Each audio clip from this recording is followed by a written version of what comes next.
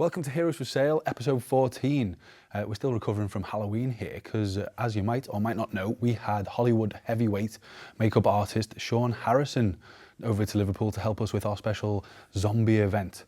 And joining us today, we have 3 makeup artists who are helping us with the event, making our Army of the Undead. And we have Heleth, Victoria and Sophie. Hello girls, how are you doing? Hello. All right, you had a good time at the event? Yeah, it was a lot of fun. Yeah, I mean, you were really put to hard work during the day because you started at 2 p.m. and you had to kind of jump in with it and make a lot of zombies. Is it something that you'd had to do before, that many zombie makeups?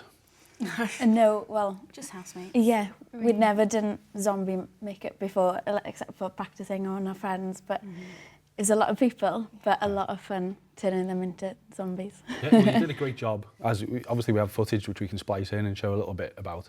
And you're going to take us through today, aren't you? You're going to use Vicky as a victim. Sorry for any play on words. Victoria as a victim. And if you'd like to start going to work now, you're going to create something, aren't you? That little gash. Yeah. And then you can talk us through the process as it's going on. Because obviously Halloween has become such a massive thing now in England, hasn't it? It's crazy. It gets bigger every year. Is this something you think your friends are going to start roping you into doing? Did you do extra stuff on Halloween? It happened to us on Saturday. After doing this, we had to do our friends after they saw pictures of the event. And what did you end up creating for actual Halloween? I did a skeleton on someone and another zombie, and then I was a space warrior, just 'cause. Because why not? Yeah, and it was actually crazy in town. I remember walking through. I've never seen Liverpool city centre quite like it. It was worse than New Year's Eve. But the amount of people who go to an effort to put together a costume now, it's becoming almost as big as America. Yes. So is that, obviously that's not the only kind of makeup you girls do though. You're all studying at LIPA. Is it kind of prosthetics and movie makeup that you want to get into, or is it other things? They don't actually do prosthetics at LIPA, which is a shame because there's a lot of people that would really like to do it. But yeah, we've all kind of really wanted to do it from a younger age, from foundation courses in school and stuff. So living together, so we all live with designers. So it's a really good opportunity just to practice on each other. So we do costume design, so sometimes we have to do makeup for that, but it's not really anything like what we'd like to do. So it's really good to kind of just do it as a hobby on the side and develop skills. I think these days you've got to be pretty multi-skilled, haven't you? You've got to be able to turn your hands to many different things. So set design, costume design, props and everything. What's part of your favourite part of the course of doing it? It's weird because we do everything. We're still learning what we really prefer. So I'm doing a set at the moment, and these two are working together on set as well. And you're doing set in costume, aren't you? Yeah. But it's just nice because we get to do a lot of variety on our course, and even with doing something like this, it's still kind of what we learn, our skills, is quite transferable to anything that we do really. So with this, obviously we've done a lot of painting and stuff before, and it's just kind of transferring it onto a person. And it is nice having something like this as a hobby where you don't feel like you have to do it all the time because you're not being taught it. It's just a different kind of canvas. You're still using the same skills. Yeah. And obviously people at home might be interested in what it is exactly that you're using here. I'm seeing a lot of tissue. We've got obviously vampire blood, but is it latex as well? Yeah, so we've got liquid latex that we put on first to use as a glue. And then all we have is just some normal tissue that we then put on and use a liquid latex to stick it on, and it'll go slightly tacky. So this will effectively create another layer of skin, and then we'll cover this with some foundation so it blends into the skin, and then add some blood and gore. It becomes all crispy with the blood and everything. Yeah, and we can peel stuff off to make it look like the skin is hanging off, and yeah. Yeah, well, you're making fast work of that.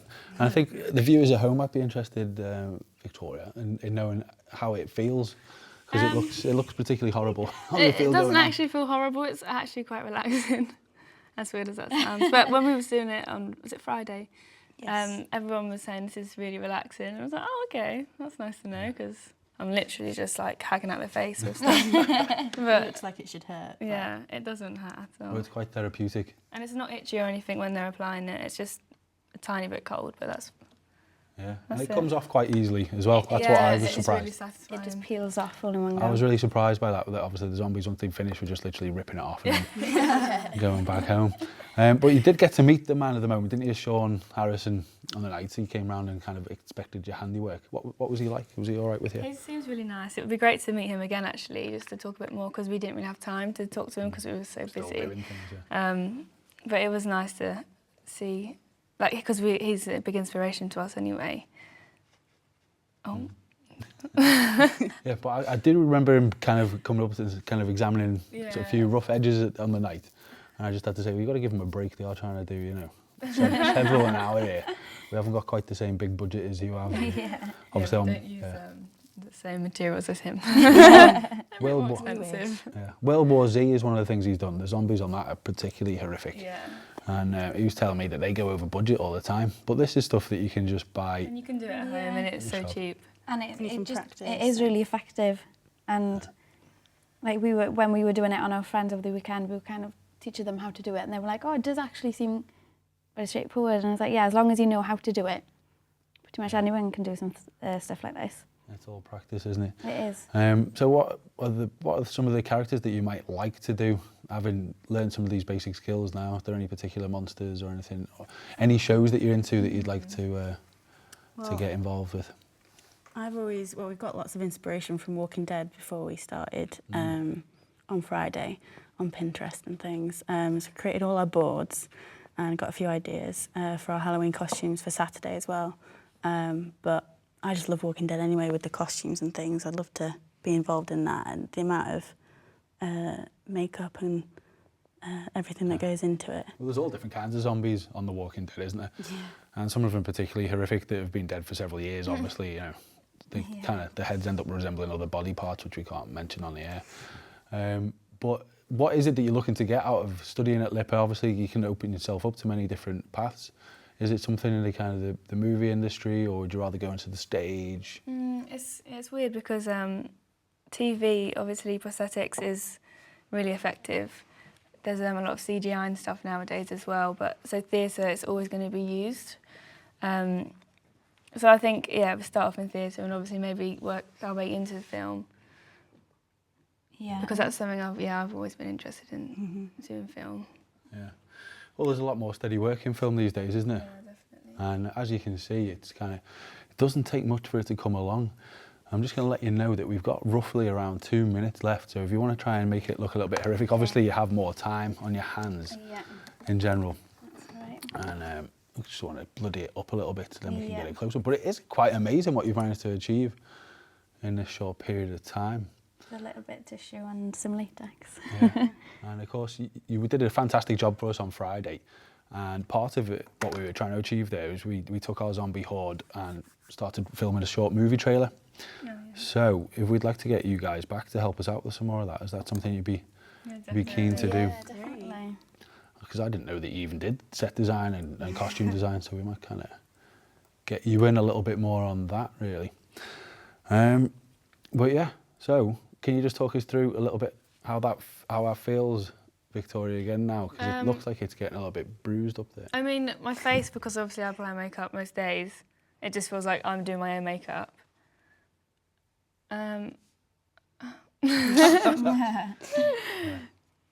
It's not irritating or anything. It's actually, I'm quite comfortable.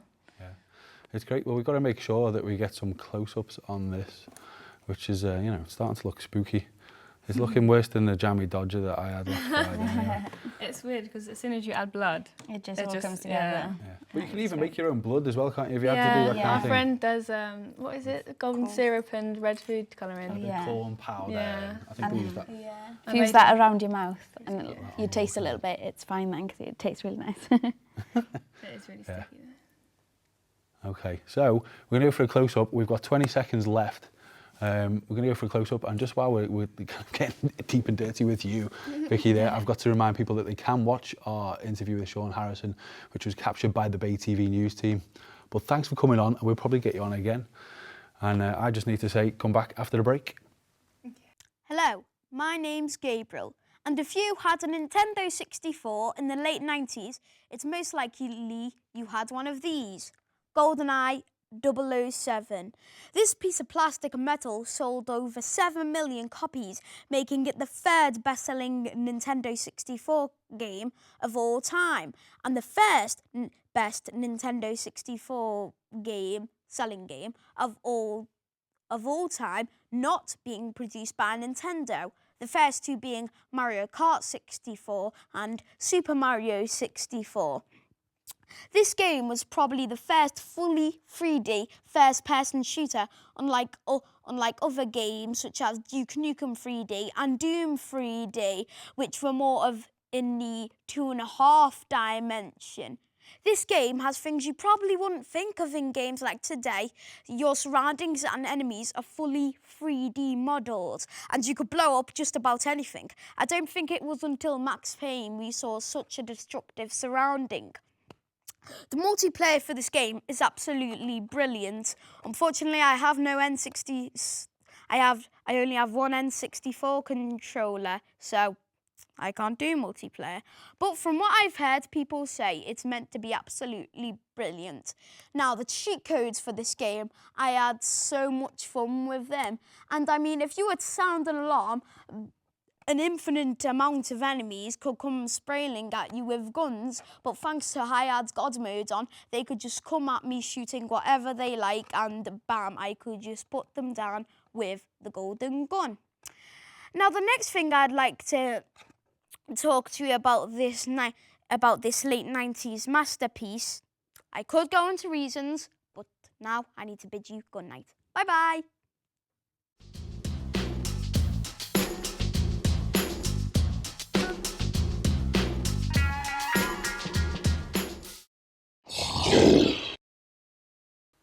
Welcome back to Heroes for Sale. It's the part of the show we call Between the Panels, where we like to get deep and dark and dirty on the world of comics and what's happening.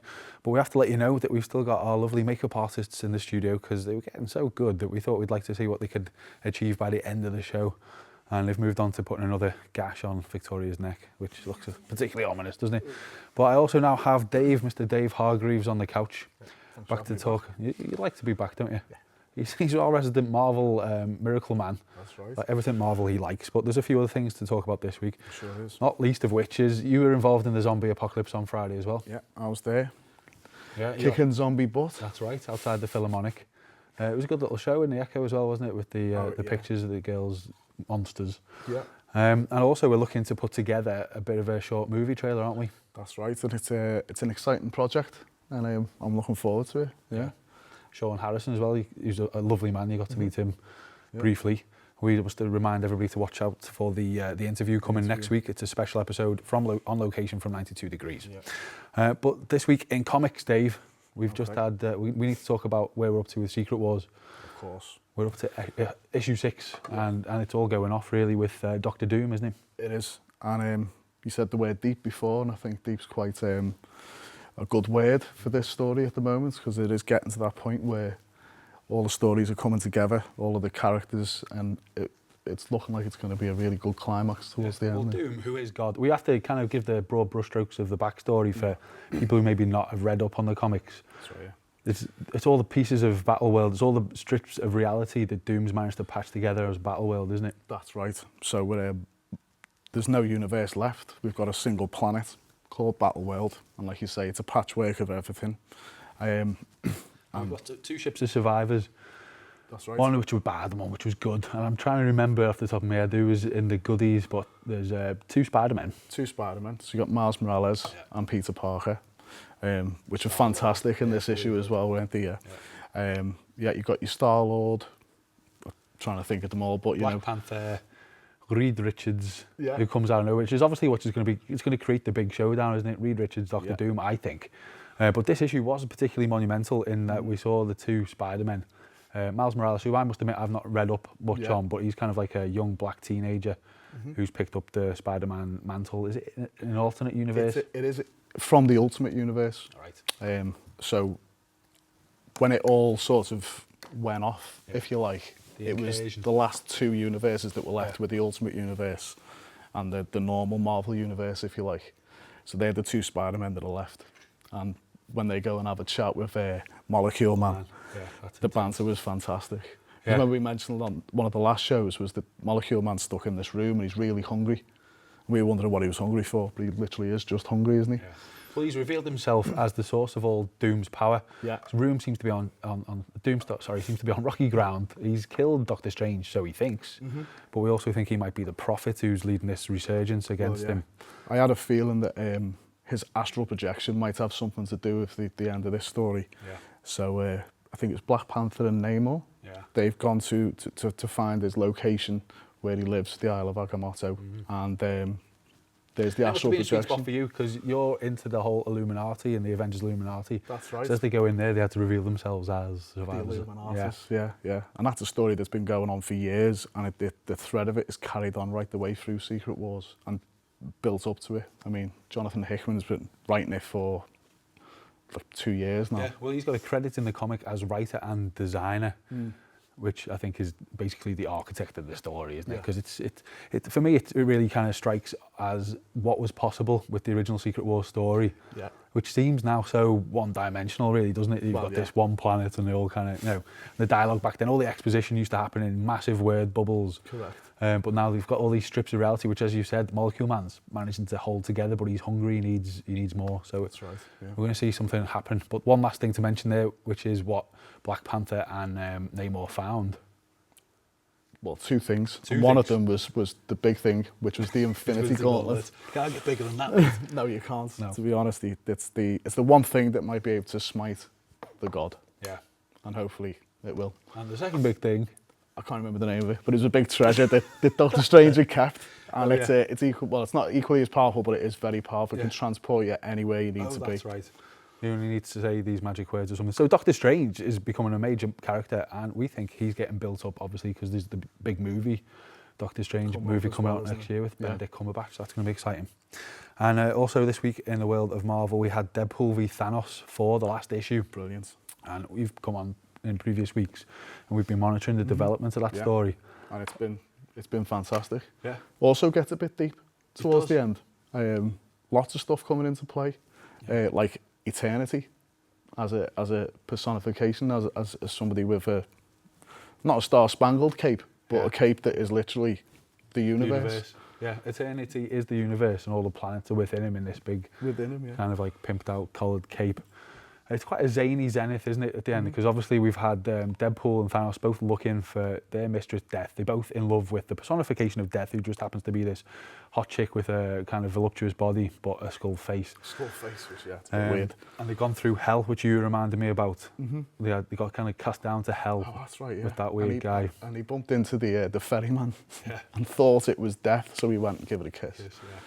And then freaked out because it wasn't Death. Yeah. And then they did a deal with Mephisto, the demon, to kind of transport them from hell back up to this place, which is outside of the universe, which is where Death's kept. With the white backdrop. So in those panels, because the art's been fantastic throughout, and I think in this bit, because there was a white background, because we're no longer in the universe now, so that's in the guy's cape. It was a little bit, the backgrounds weren't very imaginative, but you get the scale of it. It was a brilliant climax, I think, because all through we saw Deadpool and Thanos. Obviously, Thanos, is not got much patience for Deadpool. He just keeps pounding into him. I mean, and he's immortal, so Deadpool, that is. So he's going to have a lot of patience because he's going to be around forever. Exactly. Yeah. But Thanos has been. They're almost like Marvel's odd couple at the moment, aren't they? Paired together to try and track down Death, to solve the problem that there is no death in the Marvel universe at the moment, so no one can die, which is causing this big imbalance.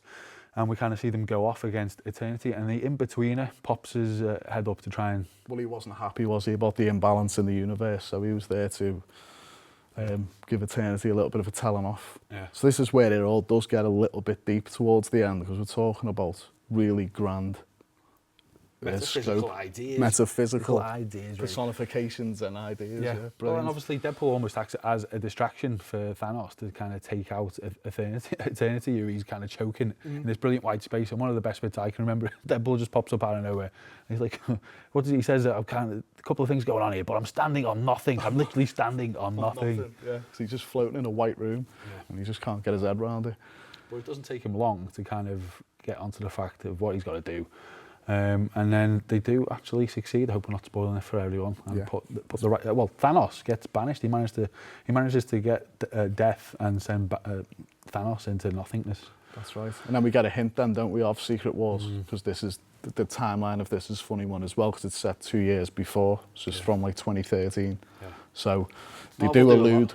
Marvel do a lot, don't they? Jump around with the timeline. Yeah.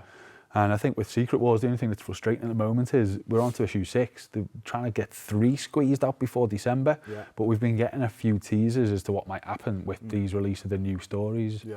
Obviously, we've seen a new story from Doctor Strange, which has been pretty cool. Of course. And it's with the new stories coming out, it's kind of it's almost building up to an anticlimax in a way, because this is the big event, but now it's yesterday's news. Yeah. But it's still epic and a wonderful piece of work. It is. It's brilliant. Yeah, so we look forward to seeing what might happen there, because it's been a great one. But the last thing we were excited about this week was the Preacher trailer, which has just dropped. Yeah. Obviously, it's a great comic for British fans, written by Garth Ennis. And yeah, the TV show's coming to AMC, which obviously brought The Walking Dead. So you know the quality at that studio is brilliant. Well, they need another hit really, because they can't keep showing new Walking Dead episodes all year round, much as I'm sure they'd love to. And obviously they've had Mad Men, which is finished. So they need something else that they can really pull the readership in. And it looks fantastic. It looks clean, and a lot of controversy with the storylines and some of the characters. Violent, isn't it? Exactly. Well, the characters, we've got that one guy who's basically, his face is an arse. That's right. Well, that's his name. His arseface. Yeah. So yeah, there you go. And there's a vampire, an Irish vampire. Yeah. And obviously this Preacher, it's pretty violent, but you can see in the trailer, it kind of lives up to what fans want. Yeah, it looks fantastic to me. And something for the girls, the hottie of Dominic Cooper, who's the leading man. Which he's not too shabby. He played Howard Stark as well, so he's got the chops to carry off comic characters. He's looking good. Yeah. So that's something to look forward to. And just before we run out of time, we're going to go back over here and check out the gruesome creations on the other end of the couch. Hello, girls. Yeah, so wow. I haven't even been able to notice what's been going on, but because I've been talking so intently with Dave. But how's that feeling, Victoria? Feeling a bit sorry for myself. Yeah. It's kind of like, Halloween hangover. Who bit you on the neck? That's why I want to know. That looks particularly gruesome. Yeah. Well, thanks very much, girls. That was a brilliant piece of work there. Yeah. So, would you like to come back on and maybe talk us through some other creations in the future? Have you kind of obviously you've got things going on with Lipper. We're always we're keen to stay in touch, and we're going to finish with a little zoom in on it's really horrible stuff, isn't it? It's a bit gruesome, yeah. Yeah, on Victoria there. And if anyone wants to wave to their mum and say hello, this would be the opportunity. Great. Okay, brilliant. So that's all we've got time for this week, but do watch out next time, because we will have a special edition with Shaune Harrison, the guy who created the Red Skull on Captain America and Harry Potter and Star Wars, to name but a few. So please do tune into next time, Heroes for Sale on Bay TV.